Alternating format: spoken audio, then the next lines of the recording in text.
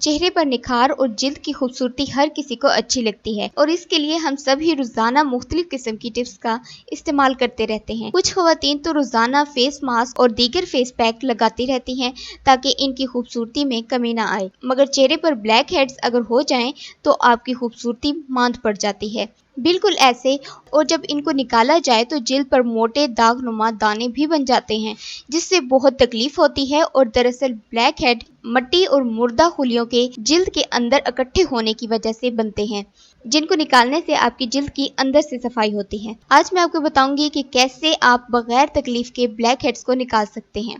2 केलों को कांटे की मदद से क्रश कर लें, फिर इनमें 1 चम्मच शहद डालें और अच्छी तरह मिक्स कर लें। इसमें 2 चम्मच नींबू का रस और जौ का आटा डालें, फिर इसको अच्छी तरह मिक्स करें। ये एक क्रीम नुमा पेस्ट तैयार हो जाएगा।